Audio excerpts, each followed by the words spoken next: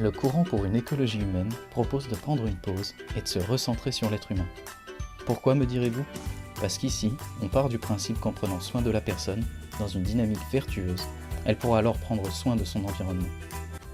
Ce qu'on valorise dans ce podcast, les personnes qui créent des chemins de sortie de l'époque moderne.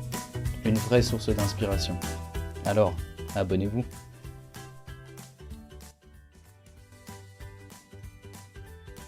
Bonjour Véronique Cham, merci d'être avec nous. Pourriez-vous vous présenter s'il vous plaît ?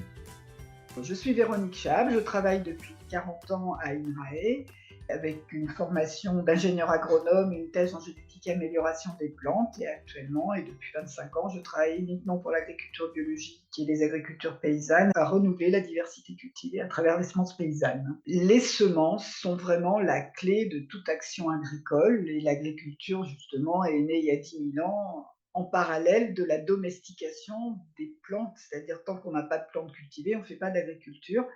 Et pour perpétuer ces variétés cultivées, il faut des semences. Le choix des semences détermine les pratiques, les formes d'agriculture, les produits qu'on va obtenir. Donc la semence est vraiment la clé de nos civilisations. Alors, qu'est-ce qu'une semence ? Biologiquement, une semence, c'est porté par une graine, mais c'est une graine qui porte une information. C'est-à-dire que quand on parle de semence, on parle à la fois de la graine et de l'information qu'elle véhicule de génération en génération. Et cette information, c'est le fruit de la sélection. Pendant des milliers d'années, la sélection des paysans, et depuis le siècle dernier, majoritairement une information créée par des professionnels de la sélection qui sont les maisons de semences et les sélectionneurs professionnels.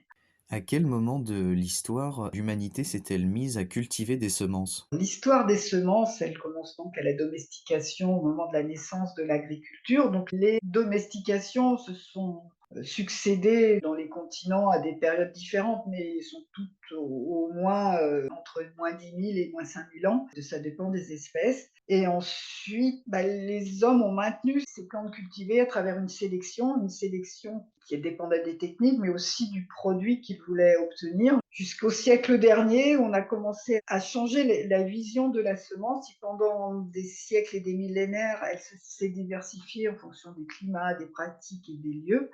Aujourd'hui, la qualité de la semence et de ce que l'on veut en sortir dépend d'un schéma industriel. On a une vision très productive de l'agriculture et donc la semence doit répondre aux critères industriels. Donc au lieu de se diversifier, elle s'est homogénéisée, elle a perdu de sa diversité depuis un siècle et demi et de façon continue jusqu'à aujourd'hui. Comment sélectionne-t-on une semence ? La sélection de la semence dans cette ère pré-industrielle, à l'époque où la semence appartenait aux gens qui cultivaient, généralement, il y avait une séparation entre les hommes et les femmes dans la relation à la plante, et les femmes ont toujours été plus gardiennes des semences, et ce rôle reste dans certains pays, comme en Inde, en Afrique, même aussi en Amérique du Sud, où la femme reste plus attachée à la transmission de la semence. C'est un travail très important et minutieux de choix et de maintien des caractères dont on a besoin. Et aujourd'hui, ça défie même les lois de la génétique que l'on connaît, par exemple sur le maïs. Les Mexicains, traditionnellement, peuvent garder beaucoup de variétés de maïs très différentes sur le même jardin, alors que ce n'est pas entendable aujourd'hui pour un sélectionneur de maïs qui demande quelques kilomètres entre la reproduction des différentes variétés pour pas qu'il y ait de pollution par les pollens des unes et des autres. Et donc, il y a un savoir-faire qui permet de maintenir la tradition à travers les siècles par une sélection précise et attentive des paysans qui maintiennent leurs semences de génération en génération. Donc, quand on parle de semences, pour conclure cette question, il faut aussi associer semences et savoir-faire. C'est-à-dire ce qu'on a perdu aujourd'hui, on a perdu de la diversité génétique, mais on a aussi beaucoup perdu en savoir-faire. C'est-à-dire qu'il y a encore quelques endroits dans le monde où on a gardé le savoir-faire des semences. Aujourd'hui, avec les paysans, on le réinvente pour pouvoir rediffuser de la semence paysanne un peu partout. Comment récolte-t-on des semences ? Pour garder une semence, il faut d'abord prendre soin des graines qui arrivent en fin de cycle des plantes cultivées. Donc pour des céréales, la semence fait partie du produit, c'est-à-dire quand on récolte du blé, on en garde une partie en semence, mais généralement cette partie gardée en semence, elle est plus particulièrement choyée dans le champ qu'on dédie à garder les semences, où on va faire des tris, où on va observer si on garde bien le type ou si on veut le faire évoluer vers des caractères que l'on souhaite. Et pour des plantes, pour des légumes, pour des plantes bisannuelles, par exemple une carotte, eh ben, on est loin de la semence quand on récolte la carotte, il faut encore attendre un an. Donc il y a tout un soin à apporter à la plante pendant plus d'un an après la production pour arriver à la semence. Et donc et là aussi, il y a un savoir-faire qui n'est pas évident, puisqu'il faut savoir conduire ces plantes jusqu'à la semence. Et de la semence de qualité pour qu'elle puisse germer, qu'elle n'ait pas récolté plein de maladies en même temps. Enfin, il y a tout un travail de soins qui est une deuxième culture pour les bisannuels. Alors que la plante annuelle, c'est en même temps, et pour d'autres espèces, eh ben, faut aller beaucoup plus loin pour aller jusqu'à la semence. Les semences paysannes évoluent en permanence, de génération en génération. C'est-à-dire que le climat change, les sols changent, les pratiques changent. Alors pourquoi elles peuvent évoluer? Parce qu'elles sont hétérogènes. Toutes les plantes sont génétiquement différentes. Donc celle qui va se reproduire une année donnée, c'est celle qui a le maximum de caractère qui la rend adaptée au climat du moment ou au sol du moment. Donc si le climat évolue un petit peu, bah, les semences vont évoluer en parallèle de façon insensible d'année en année. Ce que ne peuvent plus faire les variétés modernes puisqu'elles sont sélectionnées et stabilisées. Et justement, l'objectif, c'est de les stabiliser génétiquement et qu'elles soient homogènes. Donc il n'y a plus aucune capacité d'évolution d'année en année. C'est juste le sélectionneur qui, quand il voit un problème, qui veut réintroduire un caractère, et aujourd'hui, tout le monde le pense par des biotechnologies.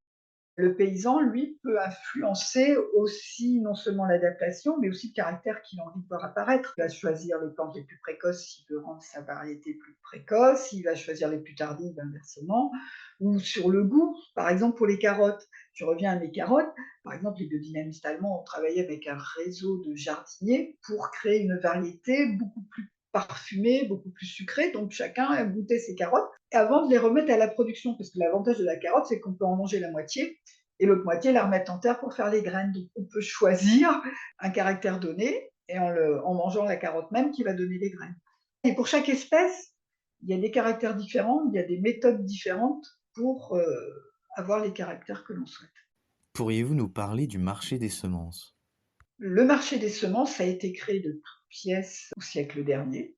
Ça a commencé doucement avec les maisons closes au XVIIIe siècle, mais la création d'un vrai marché des semences, c'est la création des sélectionneurs quand on a essayé d'imposer les variétés stables et homogènes aux producteurs. Donc derrière, il y a tout un travail de sélection qui n'est pas intuitif pour un paysan, c'est-à-dire créer des lignées pures ou créer des hybrides fins sur des structures biologiques imaginées par des sélectionneurs. Il y a tout un travail technique derrière, à la fois de sélection et de production de semences, qui dissocie finalement le travail de l'agriculteur du travail du sélectionneur. Et pour bien protéger ce travail, il y a toute une réglementation qui s'est mise en place au courant du XXe siècle et stabilisée au milieu du XXe siècle, avec la création, par exemple en France, du CNIS, qui est le groupement interprofessionnel national des semences, pour justement mettre en place toute une réglementation qui régule la mise en marché des semences basée sur un catalogue. Donc on décide quelle semence est commercialisable et quelle semence n'est pas commercialisable, avec tout un test derrière. Donc il y a des institutions qui ont été créées pour mettre en place toute cette réglementation et qui a finalement bloqué tout avenir pour les semences paysannes. C'est-à-dire qu'au XXe siècle, il n'y avait plus de place sur le marché des semences pour des variétés hétérogènes et évolutives telles que les semences paysannes. Donc on a favorisé par le marché les semences de l'industrie. Quel a été le point de rupture entre le monde paysan et la semence? La séparation du paysan et de sa semence a été finalement décidée par le marché. Avec ces semences qui n'appartenaient plus aux paysans, on pouvait décider de l'orientation agricole. Et pour l'inscription au catalogue, il faut que les variétés nouvelles soient meilleures que les précédentes. Mais le meilleur, c'est des critères qui ont été décidés, non pas par les paysans, mais par ceux qui pilotaient l'agriculture. Il y a eu une succession de plans d'objectifs agricoles d'après-guerre qui donnaient le rendement en priorité.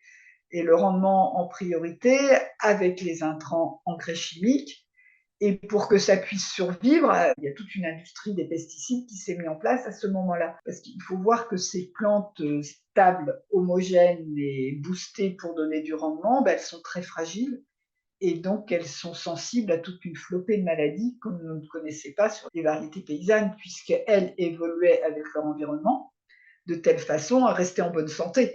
Mais c'était une optimisation entre tous les critères de rusticité et de productivité. Et en ayant mis l'objectif productivité à tout crin, on a rendu les plantes sensibles et on a fait toute cette industrie.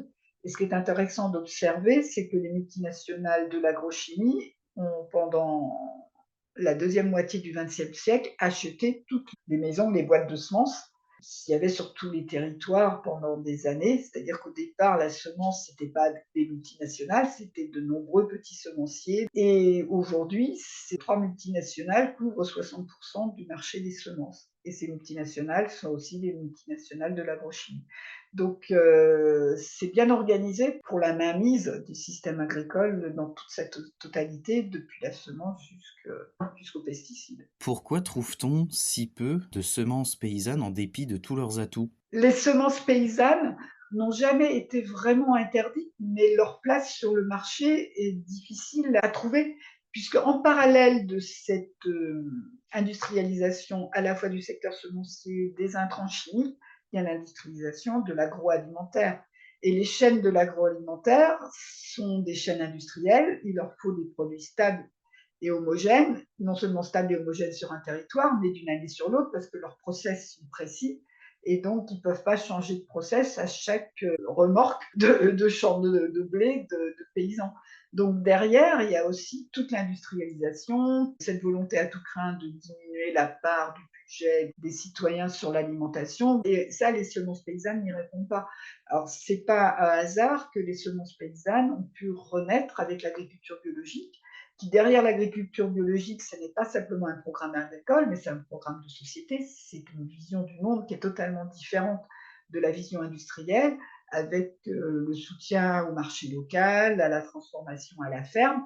À partir de ce moment-là, on peut reprendre des semences paysannes qui, elles, optimisent leur terroir et qu'on peut valoriser avec des produits de grande qualité, mais tous différents, toujours différents. C'est la diversité dans les champs, dans les assiettes, c'est la diversité à tous les niveaux, qui est complètement le contre-pied du système alimentaire dominant, qui est l'homogénéisation sur les territoires et dans les assiettes et sur tous les continents.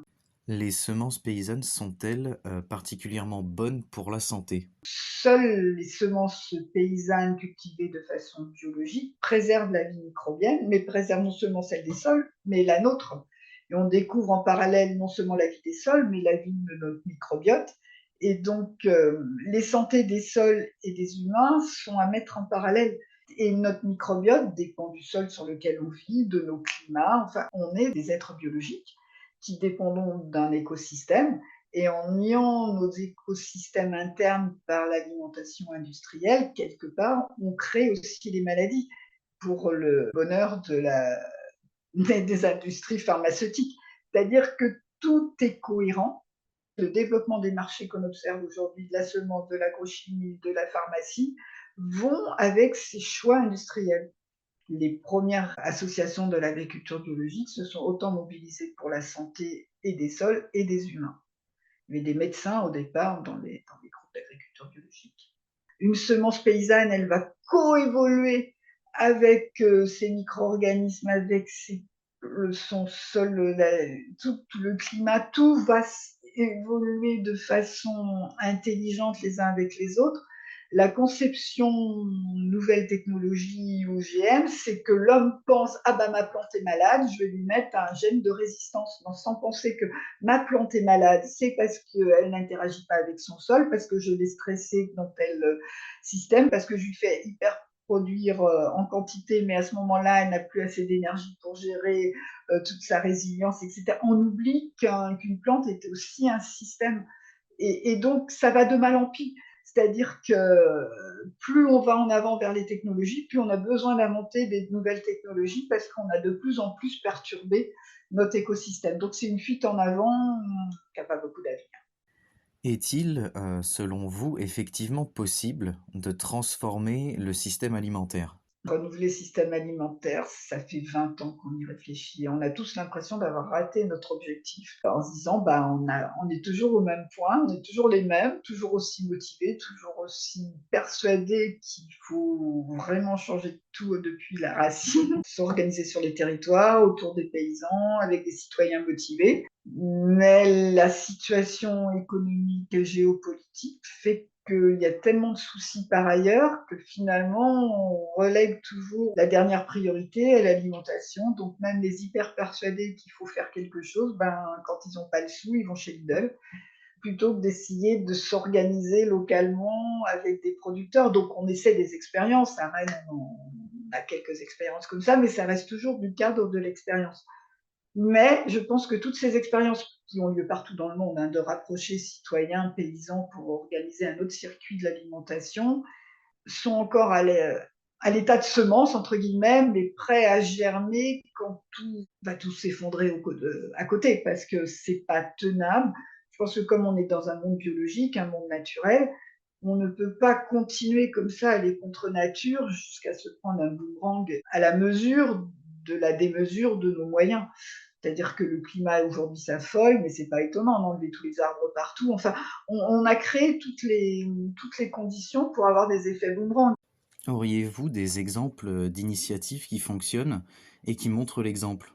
Par exemple, sur notre territoire rennais, aujourd'hui, on est en train sur un territoire de 450 hectares à l'ouest de la ville, qui n'avait pas de projet pendant des décennies. Donc, depuis 10 ans, il y a déjà des porteurs de projets qui donnent à voir du maraîchage, de production agroécologique, permaculture. On a un tiers-lieu pour donner envie de manger ces produits, de les voir, d'en parler. À partir de cette année, on va avoir la Maison du Vivant et les maisons de semences qui vont être aussi sur ce territoire. En fait, il y a des vieux corps de ferme qui demandaient qu'un nouvel avenir. Et donc, on est tous ensemble sur le même territoire pour donner à voir, donner envie de manger, et aussi avec un espace culturel important, c'est-à-dire ces initiatives sont aussi porteurs d'espérance, de joie et de qualité, parce que les chefs dans notre tiers-lieu proposent une alimentation très haut de gamme avec des produits tout simples, à des prix abordables pour tout le monde. Et la dernière initiative qui s'installe, en parallèle de la maison des semences, c'est la ferme du Turfu, du futur entre guillemets, qui est une association entre un maraîcher et une écœur résistant, qui est une association pour l'aide alimentaire. Donc l'idée aussi, c'est de rapprocher ceux qui ont besoin de manger tous les jours et qui n'ont pas de quoi se nourrir de la production, pour qu'ils participent eux aussi au renouveau de cette agriculture et de le faire ensemble, c'est-à-dire de retrouver la joie de l'agriculture, des bons produits, et de pas simplement recevoir sans rien faire, mais d'être invité à participer au renouveau du système alimentaire. Donc c'est une pépinière d'idées et de jeunes avec plein d'enthousiasme avec des élus qui nous soutiennent pour mettre ça en place. Donc je pense que ce genre d'initiative doit se multiplier, et dans nos projets européens, c'est ce qu'on observe aussi. On est 4 pays dans lesquels ça se passe de la même façon, en Espagne, en Italie, en Suisse et chez nous, et on vit ça en parallèle. Je pense qu'il y a plein d'autres pays où ça se passe aussi, dans les pays du Sud, en Inde, partout. Il y a des endroits où on recrée des communautés citoyennes, des communautés pour vivre différemment notre rapport au vivant, à l'alimentation, et réinverser les valeurs. C'est-à-dire que on n'est plus dans l'avoir, on est dans l'être, et dans l'être en cohérence aussi avec la nature. Pourriez-vous nous parler un peu plus en détail, de votre métier? Mon métier est à la fois, je suis quand même dans une institution de la recherche agronomique qui, depuis 1946, a fait la promotion de l'agriculture industrielle. Donc, c'était aussi un défi il y a 20 ans de dire, ben non, stop, il y a autre chose à faire, notamment pour l'agriculture biologique. Et derrière, bah, j'ai découvert aussi tout un tas de personnes qui se posaient de la question de notre rapport au vivant et de mieux comprendre ce monde dominant qui est basé sur l'exploitation des ressources, sur vraiment la domination et l'exploitation jusqu'à la racine de tout ce qui nous est donné pour vivre, alors que ce monde paysan, ce monde de l'agriculture biologique est basé sur la collaboration. Le monde de la collaboration, c'est tout regarder de façon hein, je vais employer un mot scientifique, systémique, c'est-à-dire tout est en interaction, tout est lié. Et donc à partir de ce moment-là, j'ai conçu différemment mon métier de chercheur, qui est à la base, on a une question scientifique, on cherche les moyens pour l'amener à bien, en cherchant aussi après à la faire diffuser au niveau de la profession. Donc moi, j'ai pris les choses à l'envers, c'est-à-dire qu'on a fait un groupe avec des paysans, on s'est posé la question, qu'est-ce qu'on a besoin comme savoir pour renouveler ce monde de la semence et ce monde d'agriculture. Et donc, je n'apportais pas le savoir, j'ai été chercher des questions. Et après, j'ai servi de lien entre la recherche de moyens pour avancer sur nos questions et cette organisation citoyenne et paysanne. Ce qui fait que je suis toujours à cheval, je suis à la fois le chercheur dans l'institution, mais je suis aussi le membre des différentes organisations, associations. Je suis dans une douzaine d'associations. Donc en même temps, je suis à la fois acteur et chercheur. Et on a mis en place ce qu'on appelle une recherche participative. On a été les premiers, je dis on parce c'est toujours très collectif. J'ai pas été la seule chercheuse à démarrer. On a été 3 à l'INRA à démarrer pratiquement en même temps avec la même envie de développer ces semences paysannes. Mais au niveau européen, on est une trentaine de chercheurs et on fait équipe depuis une vingtaine d'années. Quand on est chercheur, on est obligé d'avoir des projets de recherche pour avoir des moyens pour travailler. Si on est coincé dans son bureau avec seulement un crayon et une feuille de papier pour travailler, et encore, on n'a pas les moyens de les acheter. Le guichet le plus achalandé pour avoir des moyens, c'était la Commission européenne. Et donc, on a démarré dès le FP6, dès 2006, la rédaction et la soumission de projets européens, et on a eu assez de succès. Alors, j'ai fait un boulot qui n'est pas habituel pour un chercheur. J'ai fait ce qu'on appelle du lobbying. Chaque fois que je dis ça, mes collègues me reprennent, mais si. Et en fait, c'est de faire comprendre aussi au niveau de la Commission européenne qu'il y a un autre secteur à développer, qui est cette vision de la diversité cultivée, de l'agriculture biologique. Comme on était tout un groupe européen, on a bien réussi notre coup, et depuis 20 ans presque, on fonctionne avec des moyens européens. Donc ça a 2 avantages, c'est que on a des sous pour faire mettre en place nos expérimentations, mais en même temps, on a une tribune au niveau de la Commission européenne et on a fait évoluer les lois. C'est-à-dire que les lois semences, on a quand même pu réintroduire la diversité dans les semences commerciales, et depuis le 1er janvier 2022, par exemple, sont réautorisées à la vente les variétés hétérogènes. C'était une grande faille dans le système semencier dominant. Et on est toujours très très présent à Bruxelles pour essayer de clamer la voix de nos paysans, de nos citoyens, et non seulement à Bruxelles, au niveau international aussi. Donc ce côté chercheur permet d'avoir un pied un peu partout et de pouvoir faire la promotion de notre vision du monde. Et c'est cette liberté de chercheur que j'ai utilisée autant que je pouvais le faire, tout en respectant les fonctionnements de l'institution, c'est-à-dire en développant des projets, en écrivant des publications. J'ai fait mon boulot. On arrive à la fin de ce podcast. Ma dernière question sera la suivante. Comment voyez-vous l'avenir du système alimentaire ? L'avenir du système alimentaire n'est pas que de la responsabilité de nos agriculteurs et nos paysans. Vous voyez, ils sont à bout de souffle partout. Même les tracteurs sont à New Delhi pour bloquer la ville parce qu'ils n'en peuvent plus. Ils sont partout, les tracteurs, aujourd'hui. Donc, le système alimentaire est à bout de souffle. Donc, le citoyen a un rôle. Les citoyens ont commencé déjà à s'organiser en AMAP. Par exemple, les associations pour le soutien de l'agriculture paysanne. C'est un mouvement citoyen global autour de l'alimentation qu'il faut soutenir, et il ne faut pas attendre que seuls les paysans s'y mettent. Et c'est d'aller voir nos élus pour refaire des petits noyaux collectifs, communautaires, pour se donner les moyens de donner à manger à tout le monde. Mais il faut y mettre les mains à la pâte, et en même temps, si le citoyen s'intéresse à l'alimentation, il va s'intéresser à la fois à la biologie, à la nature, et il va s'intéresser à lui-même. C'est-à-dire qu'à travers l'alimentation, d'acheter une boîte dans un supermarché, ça coupe de sa propre nature. Et de redécouvrir comment l'alimentation est produite, sa diversité, sa richesse, sa beauté, on redécouvre sa propre beauté, sa propre richesse. Et donc, je pense qu'à travers son alimentation, on va recréer les racines d'une nouvelle civilisation beaucoup plus riche et beaucoup plus humaine. Merci beaucoup d'avoir été avec nous, Véronique Chab. Merci d'avoir écouté cet épisode. À très bientôt pour un nouveau podcast inspirant. Pour suivre nos actus, nous contacter ou vous abonner à notre newsletter mensuelle, c'est sur www.ecologihumaine.eu. À bientôt!